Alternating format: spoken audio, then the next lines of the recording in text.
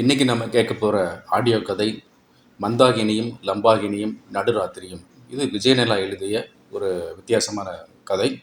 வாங்க கதைக்கு போகலாம். பெரிய பழுவேட்டரையருக்கு பாண்டிய ஆபத்துதவிகளின் சதித்திட்டம் தெரிய வருகிறது. அவர்கள் ஒரே நாளில் இளவரசர் அருள்மொழிவர்மன், சக்கரவர்த்தி சுந்தர சோழர் மற்றும் இளவரசர் ஆதித்த கரிகாலர் மூவரையும் கொலை செய்ய திட்டம் தீட்டுகின்றனர். இளவரசர் அருள்மொழிவர்மனும் சக்கரவர்த்தி சுந்தர சோழனும் காப்பாற்றப்படுகின்றனர். சக்கரவர்த்தி சுந்தர சோழரை காப்பாற்றும் முயற்சியில் மந்தாகினி தேவி உயிரிழக்கிறார். பெரிய பழுவேட்டரையர் வருவதற்குள் இளவரசர் ஆதித்தர் இறந்துவிடுகிறார்.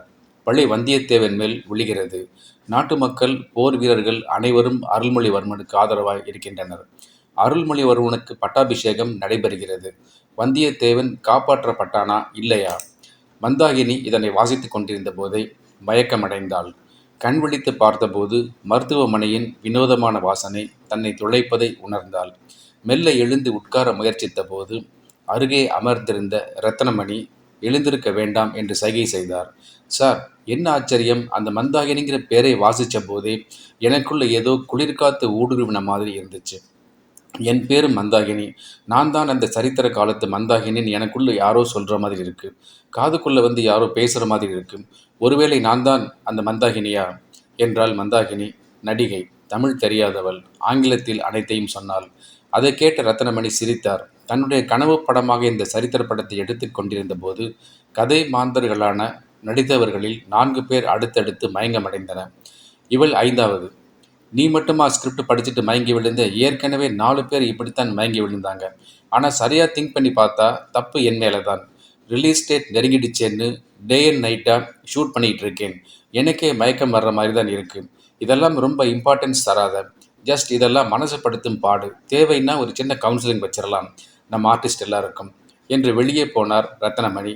இயக்குனர் கதையை மட்டும் பிரம்மாண்டமாக, ஆனால் படத்தை சிக்கனமாக எடுப்பார்.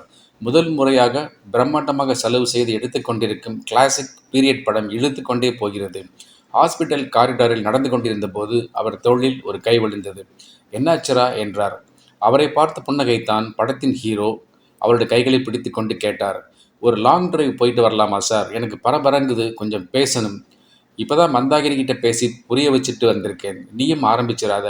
சரித்திர படத்துக்கு பதிலாக பேசாமல் அண்டர் கவர் போலீஸ் படம் இல்லைன்னா கேங்ஸ்டர் படம் எடுத்துக்கலாண்டா. ரொம்ப படுத்துறீங்க. பார்த்தீங்களா சார், உங்களுக்கும் ஒரு ப்ரொஃபஷனல் இச் வந்துருச்சு. வாங்க சார், ஒரு லாங் டிரைவ் போயிட்டு வரலாம் என்றான். உன்னோட ஃபேன்ஸ் பார்த்துட்டு மன்னா நாட்டை காப்பாற்றவான்னு கலாட்டா பண்ணவா?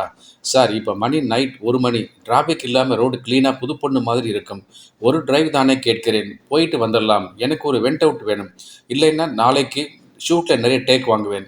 சரி சரி வாடா என்றார் ரத்னமணி. லம்பாகினியை புதுப்பெண்ணை முதராத்திரியில் தொடர் தயங்கும் கணவன் போல மெதுவாகவே சாலையில் படர விட்டான். கார் வழுக்கிக் கொண்டு சென்னையிலிருந்து பாண்டிச்சேரி நோக்கிய பயணமாக அது அமைந்தது. ஒரு அனாமத்தான இடத்தில் காரை நிறுத்தினான். வாங்க சார், மணலில் நடக்கலாம். ஆள் ஆர்வம் இல்லாமல் தனியாக நிலா மட்டும் இருக்குது பாருங்கள் வானத்தில். எதுக்கும் இந்த படத்தில் நீங்கள் அவரை பாட்டு எழுத விட்டுருக்கலாம். எதுகைக்கும் மோனைக்கும் கல்யாணமெல்லாம் பண்ணி அதகலம் பண்ணியிருப்பார். இப்போ பாருங்கள், பாட்டில் கரிசல் எல்லாம் வருது. வாங்க உட்காரலாமா? மணலில் உட்கார்ந்தான். என்னடா நீயும் மந்தாகினி போல மறுபிறவி சரித்திர கேரக்டர் அது இதுன்னு கடை கட்ட போறியா? அப்படிதான் இருந்தால் சொல்லிடு.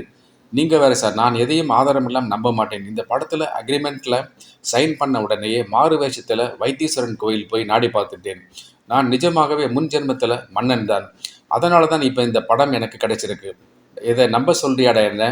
இன்னொன்னையும் சொன்னால் நீங்கள் நம்ப மறைப்பீங்க, ஆனால் அது நிஜம். உங்களோட நாடியை நான் பார்த்துட்டேன். எப்படா என் கைரேகை இல்லாமல் குழந்தைத்தனமாக கேட்குறீங்க பாருங்கள். நம்ம தமிழ் பட டெக்னிக் தான். ஒரு நாள் ஷூட்டிங் முடிஞ்சு நீங்கள் பேக்கப் பண்ண சொன்னப்போ உங்களை நோக்கி ஒரு ஸ்லைஸ் பாட்டில் தூக்கி போட்டேன்ல, அதை நீங்கள் பிடிச்சு பக்கத்தில் ஸ்டூலில் வச்சிங்களே, அதுலேருந்து உங்கள் கைரேகை மொபைலில் படம் எடுத்து வைத்தீஸ்வரன் கோயிலில் இருக்கிற ஜோசியருக்கு அனுப்பிட்டேன். நீங்கள் யார் தெரியுமா? 3 எழுதில் சொல்லிடலாம் சார். நீங்கள் முந்தைய பிறவியில் ஒரு எழுத்தாளர். அதுக்கு முந்தைய பிறவியில் நீங்கள் தான் அருள்மொழிவர்மன், அதாவது மன்னர் குலத்தில் வந்த மாவீரன். உடான்ஸ். நான் நம்ப மாட்டேன்டா, என்கிட்ட கதை விட்றியா? சார் நம்புங்க சார், இப்போவே வேணும்னா நாடி ஜோசியருக்கு ஃபோன் போட்டு தரேன். அவர் அச்சர சுத்தமாக உங்களை பற்றி சொல்லுவார். சரி சரி, கதையளக்க ஆரம்பிச்சிடாத. முதல்ல நீ உன்னை பற்றி சரித்திர கால கேட்டு நம்புறிய, அதை அப்படியே தூக்கி வச்சிரு. இதெல்லாம் வேண்டாம், நம்ம படத்தை ஒழுங்காக எடுத்துகிட்டு போவோம். சார் நம்புங்க, ரெண்டுமே உண்மை தான். நீங்கள் சோழ நாட்டு ஹீரோ, நான் இந்த படத்தோட ஹீரோ. அப்போ முன் ஜென்மத்தில் நீ மன்னன் இல்லையா? யார் சொன்னது இல்லைன்னு? நானும் மன்னன் தான். இப்போ நான் செய்ய போகிற காரியம் தெரிஞ்சால் உங்களுக்கு புரிஞ்சிருக்கும். நானும் மன்னன் தான். என்னடா செய்ய போகிற? என்ன செய்ய போகிற? சொல்லு சொல்லு. கொலை என்றான். ரத்தனமணி சுதாரித்து எழுந்திருப்பதற்குள் அவரது கழுத்தை நெரிக்க ஆரம்பிக்க, அவர் காற்றுக்கு திண்டாடி தன் கடைசி மூச்சுக்காக தீனமாக அலற ஆரம்பிக்க, இப்போ புரியுதா மன்னா? நானும் மன்னன் தான். சோழ வம்சத்தை அப்போ அழிக்க முயற்சித்த நான் முன் ஜென்மத்தில் பாண்டிய மன்னன். செத்துப்போ சோழா என்றான். திரும்பி பாராது நடந்தான். சாலை ஓரத்தில் நிறுத்தியிருந்த தன் நம்பாகினி காரை எடுக்க முயற்சித்த போது மின்னல் வெட்டியது. டைரக்டர் ரத்னமணி வாயோரம் ரத்தம் முழுக மணலில் விழித்தபடி இறந்து கிடக்க, கார் கதவை திறந்தபோது விருட்டென்று ஒரு மஞ்சள் நிற லாரி அவனை அள்ளி தார் சாலையில் தேய்த்து கொண்டே தூர எறிந்ததில் கழுத்து முறிந்து தலை திருகி போய் செத்து விழுந்தான். மறுபடியும் மின்னல் வெட்ட அந்த வெளிச்சத்தில் லாரியின் நெற்றியில் இருந்த அந்த பெயர் பெரிய எழுத்துக்களில் நந்தினி என்றிருந்தது.